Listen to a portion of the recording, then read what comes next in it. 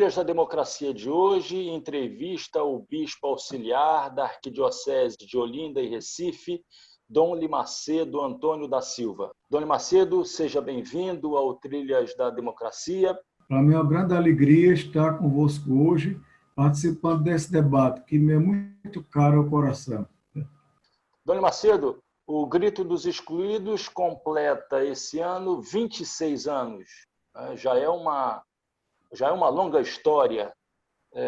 E esse ano o lema é A Vida em Primeiro Lugar.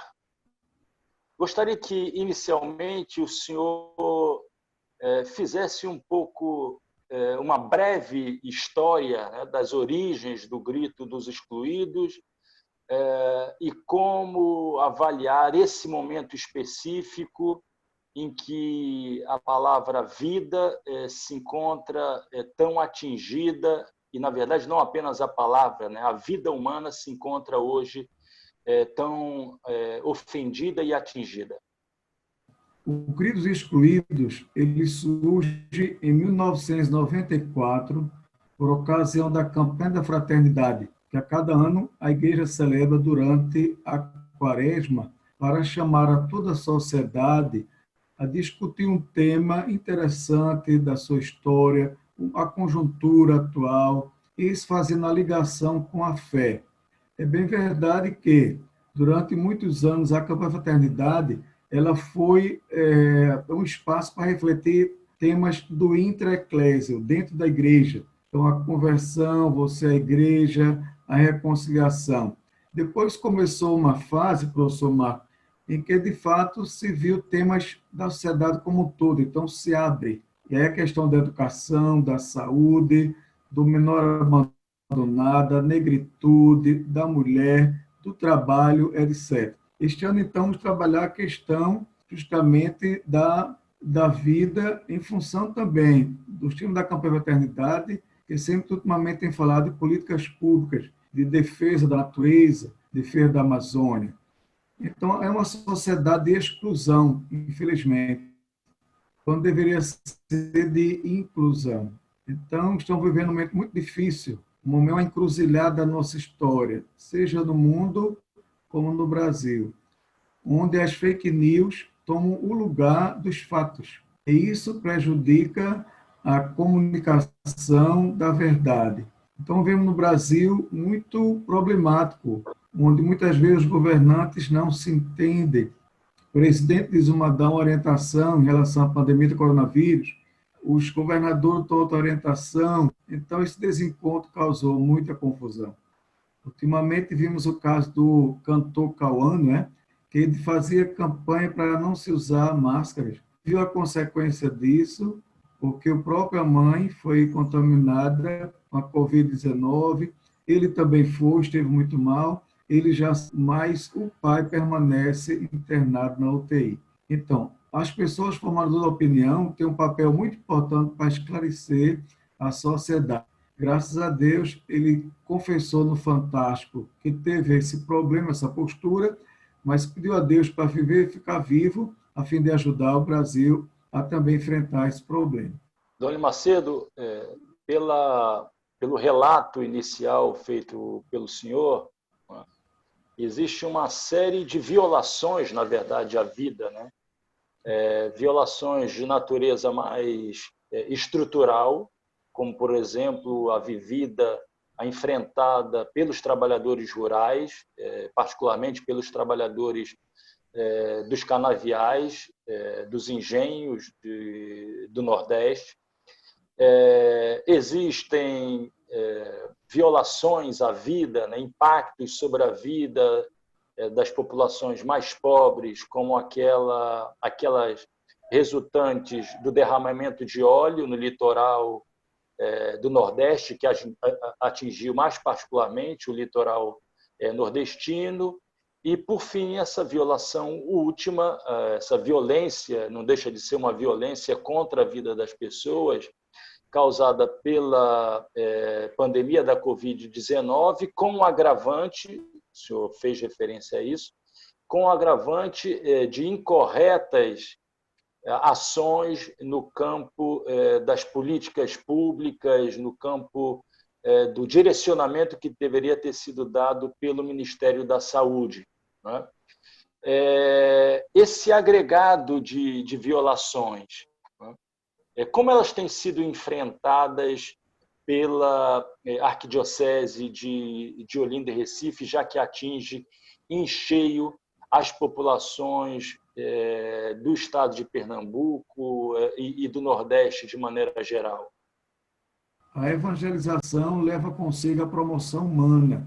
Quando chega a Igreja Católica, as igrejas evangélicas, as pessoas são então conduzidas a olhar para si mesmo, perceber e se descobrir como filhos e filhas de Deus e que têm uma dignidade, para recordar essa dignidade das pessoas. E por isso vai levando-as a refletir as causas, aquilo que o Papa Francisco diz, na indiferença para com as pessoas, a sociedade do descarte, coisas muito profundas que às vezes a gente nem se apercebe. Daí a pastoral da criança, que salvou muitas crianças nesse Brasil, muitas vezes, imagine, fazendo com que a casca da banana se transformasse em algo palatável, e aí a proteína, e as pessoas pudessem ver naquela casca de banana a carne.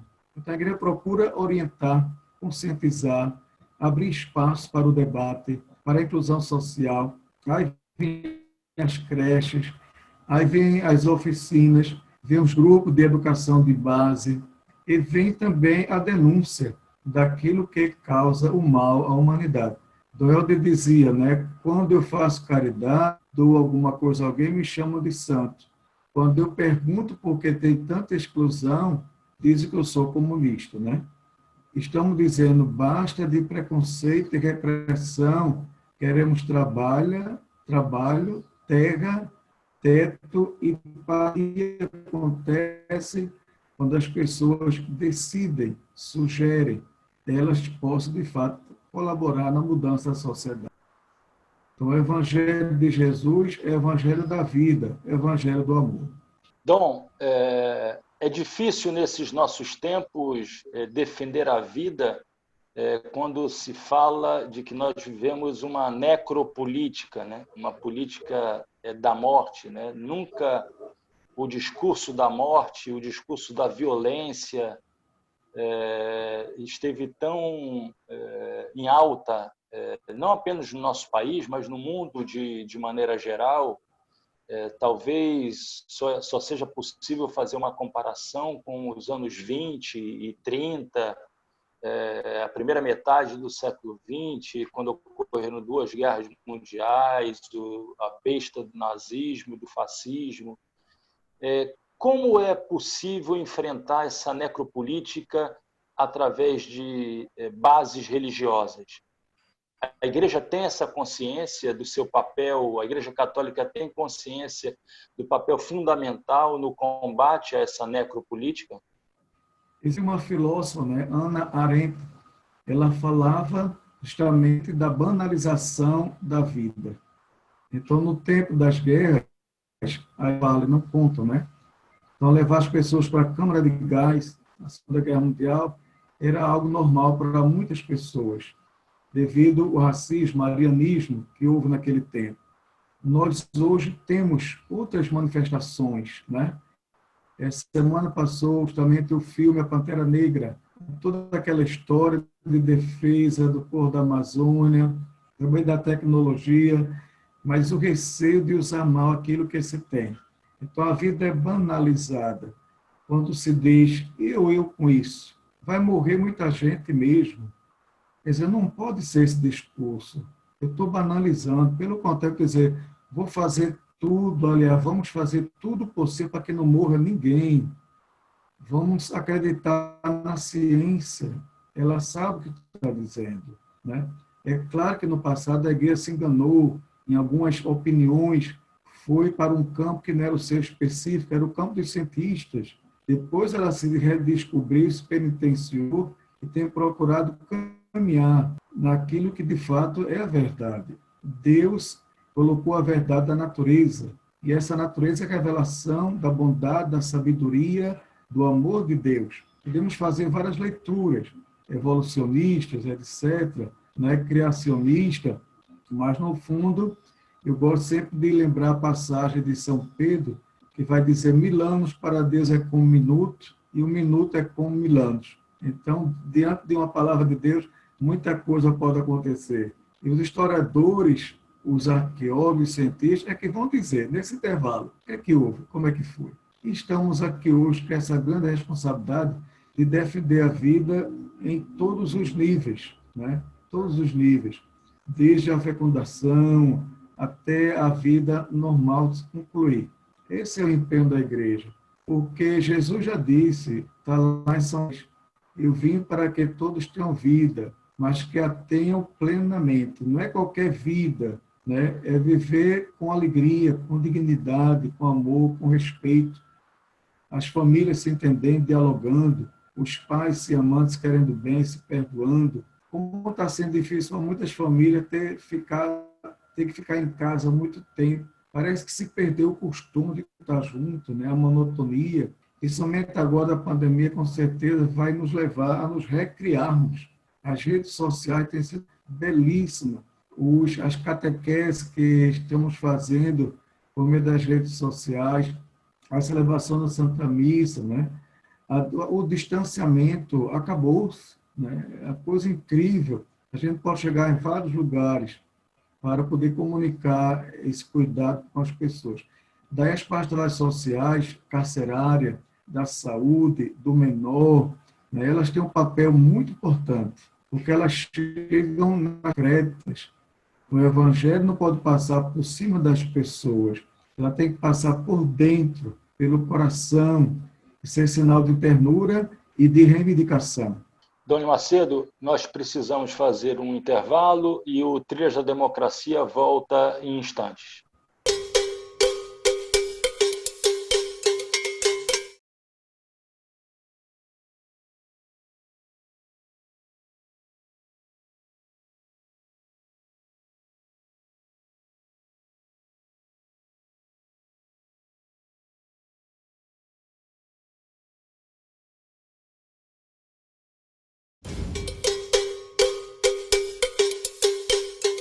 O Trilhas da Democracia está de volta, entrevistando hoje o bispo auxiliar da Arquidiocese de Olinda e Recife, Dom Limacedo Antônio da Silva.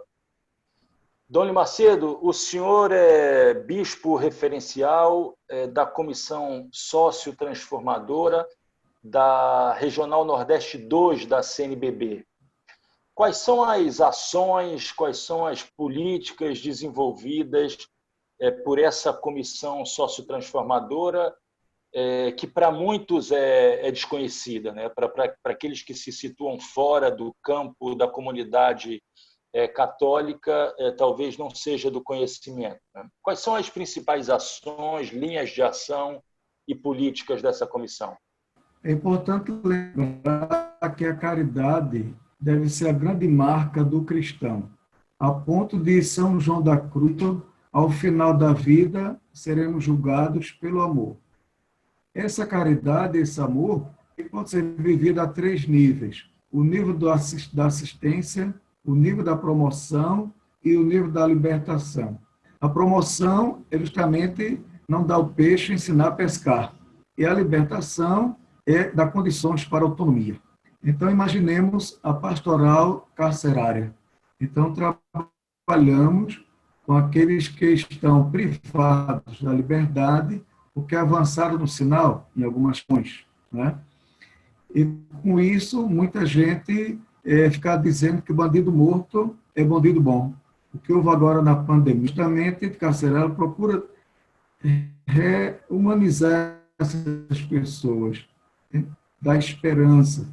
E agora estamos com uma parceria também para vermos a questão de cursos online.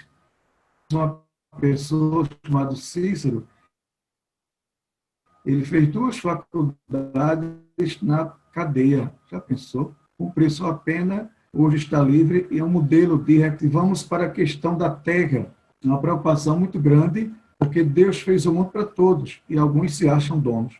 Um exemplo disso é a experiência que fizemos dias atrás no Engenho Fervedouro, lá em Jaqueira, na zona da Mata Sul. O Fernando e eu fomos participar da equipe de pastoral social de Cáritas, da CPT, que trabalha com a Pastoral da Terra, e ali aquelas 72 famílias estão ameaçadas, justamente porque estão querendo trabalhar, vivem ali desde vários anos, 60, 70 anos, muito mais, e ali chegou uma empresa, né, que está querendo destruir aquela convivência das pessoas, e levar as pessoas a abandonarem na usina Frei Caneca, é uma usina falida. Então, estamos agindo para que o governo possa agir, o governo estadual, porque, inclusive, há um débito muito grande daquela usina, né? E aí o governo poderia aproveitar disso para decretar desapropriação e reconhecer aquelas famílias que estão lá. Se vamos para o campo do óleo que foi derramado nesse nosso litoral, como o senhor bem falou, no Nordeste, pelo menos, 350 mil pescadores foram prejudicados, segundo pesquisador do Comitê da Universidade Federal de Pernambuco e da SOS. Vejam, isso aí é uma coisa séria. A Marinha concluiu a parte da pesquisa dos projetos, mas não está claro. Tem várias explicações, nós sabemos, mas culparam o outro país sem ter a prova e agora ninguém falou nada. Quem foi, de fato, os causadores? Quando há até quem diga que foi do próprio Brasil, né, de pressão, que isso aconteceu. Então, para a gente falar, tem que ter ação. Esse trabalho, a igreja, então, vai para criar espaço também de voz e vez para essas pessoas, para que elas possam denunciar, possam se organizar, possam trabalhar cada vez mais. Se a gente vai para os catadores, visitei praticamente 6, 7 cidades, né? Araçoiaba, várias cidades paulistas, Abreu e Lima, justamente para ver as associações de trabalhadores de material reciclável, as cooperativas. O governo tem que fazer a sua parte. Tem uma lei, né, que diz que, justamente a lei federal, que diz que a prefeitura deveria aproveitar esse pessoal, valorizar, fazer com que esse pessoal tenha condições de se organizar cada vez mais e aproveitar todo o trabalho que aquele pessoal catador faz uma limpeza muito grande do município. Então, a igreja vai, negocia, conversa, visitei várias prefeituras, e umas estão apoiando, de fato, os catadores, que são profissionais, né? São profissionais e nem sempre são reconhecidos, visibilizados nessa sua prática. Eles limpam o mundo. Se não fossem os catadores, como é que nós viveríamos? E na pandemia aumentou a quantidade de lixo, mas também aumentou a quantidade de lixo ou de material reciclável não aproveitado. Até o risco que eles estão correndo, porque todo o lixo é colocado e aí pode ter muita contaminação. Então vejam como uma coisa é séria, profunda. A questão dos moradores de rua, a questão urbana. A Arquidiocese está com uma parceria também com a Católica, fazendo uma pesquisa, não sei, cerca de 81 perguntas, para detectar o perfil desse morador de rua.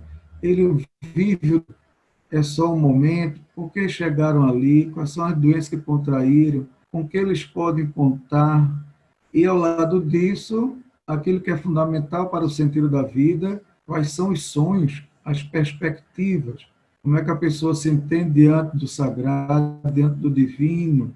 Então, só para dar alguns exemplos da importância dessa pastoral.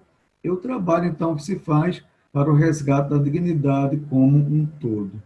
Dona Macedo, duas iniciativas que contaram com a participação do MST durante a pandemia, Mãos Solidárias, a campanha Mãos Solidárias, e a campanha dos agentes populares de saúde, teve uma repercussão muito boa, inclusive tendo sido noticiadas, digamos, pela mídia corporativa, né, por alguns canais de de televisão que, durante toda a sua existência, durante toda a existência do MST, tiveram o mau hábito de questionarem, de criticarem, a ponto quase de chamarem os seus militantes de bandidos, invasores. Como é que o senhor enxerga esse reconhecimento por parte de algumas dessas emissoras, desses grandes conglomerados midiáticos, de ações que contaram com a participação do MST e também com o apoio, no caso dessas ações a que eu fiz referência, da Arquidiocese de Olinda e Recife? Eu queria deixar para o final mesmo, porque eu queria ficar só a referência bem positiva. Essa experiência que o senhor narrou. Mas já que o senhor puxou, então vamos levar adiante. Justamente, eu vim de lá agora, estou chegando de lá, fazendo uma gravação com a Globo. Muitas vezes, às vezes pessoa prática, às vezes muito radical, mas se sabe que o MST nunca tirou terra de ninguém. O MST, o governo cumpriu o seu papel social de desapropriar a terra, chamada terra que de fato não tinha uma luta, não cumpria seu papel social, e o governo indeniza as terras. Não é que ninguém tira nada de ninguém. O MST foi papel que era do governo, e quase às vezes forçando a barra para dizer, escutem, olhem, vejam, a situação é esta. E certamente, como nós também, em qualquer atitude, acertamos e erramos. Mas, de fato, a finalidade, o compromisso, e era justamente isso, fazer com que as coisas chegassem a quem deveriam chegar. Até que se diz, se o campo não planta, a cidade não janta. Não só não janta, mas como não toma café e nem almoça. Então, quem vai no Armazém do Campo, e temos parcerias, também está aqui dando, deu todo o apoio a esse trabalho e colocou também à disposição para esse período um prédio também, vamos cada vez mais aprofundando como documentar essa parceria, né? Então, isso é um grande trabalho, onde a gente vê a responsabilidade. E eu não sei se todo mundo está sabendo, quem está me ouvindo, que o Papa chegou a mandar, via um seu representante do Vaticano, uma mensagem agradecendo e parabenizando o MST no Brasil inteiro, que, de modo particular, nesse tempo de pandemia, tem dado um suporte todo especial a muitas famílias. Imagine vocês, meus amigos, naquele armazém ali, começou com 300, hoje é um trabalho, de certa forma, assistencialista, mas o próprio Consolidários já tem também para outro espaço a saúde das famílias nos bairros populares, a questão também do direito. Muita gente quer acessar o auxílio emergencial e não sabe como. Então, lá no armazém tem advogados que orientam nesse sentido. E outras perspectivas que se abrem. E aí a Universidade Federal está tendo um papel muito importante, como Instituto também. Eu quero agradecer de antemão e parabenizar pela vossa sensibilidade. Há um papel muito importante na sociedade. Por isso, eu lamento também os cortes, né, que têm existido de verba para as universidades, porque ali se elabora o conhecimento, o saber, e ali se prepara pessoas conscientes, livres, para exercer a cidadania. Dona Macedo, uma última pergunta antes do encerramento desse programa. Qual vai ser o formato assumido pelo Grito dos Excluídos nesse ano de 2020, devido ainda às medidas de isolamento que são necessárias em algumas regiões do país, com maior rigor, outras com menos rigor?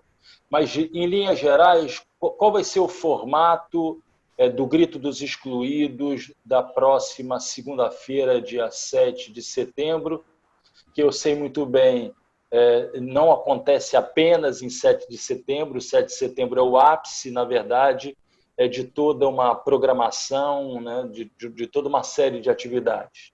Nós teremos muito que também é uma forma da gente divulgar e chamar a comunidade a participar. Então, teremos no sábado 5, já uma primeira transmitida online. Esse ano, a maioria dos estados, nós vamos fazer, então, justamente pelas redes sociais, para evitar problema de difusão do coronavírus, da Covid-19. Então, às 14h20, teremos um momento muito importante, já de discussão. No domingo, então, o grito online, tudo preparação, a celebração da vida. Será na sede da CNBB, aqui, nosso regional, justamente na Conda Boa Vista, Dom Bosco.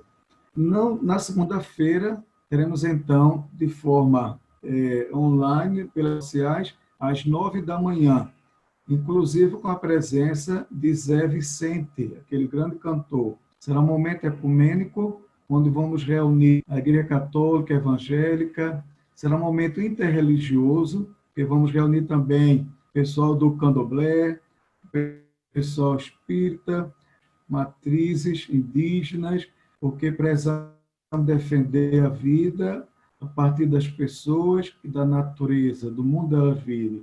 Pessoalmente, acessar Gritos Excluídos será um momento muito rico a fazer, a vivenciar, mas é a forma, é o modelo que nos é possível. E agradecemos a Deus e aos homens de boa vontade que elaboraram tantas possibilidades, né? O WhatsApp, o Instagram, Facebook, tudo isso tem sido espaço para viver na alegria e na esperança. Dona Macedo, muito obrigado por essa entrevista. É notório que a igreja de Dom Helder continua de pé, continua atuante, continua resistindo a todos esses responsáveis pela desvalorização da vida no nosso país e no mundo em geral. Muito obrigado e até uma próxima oportunidade.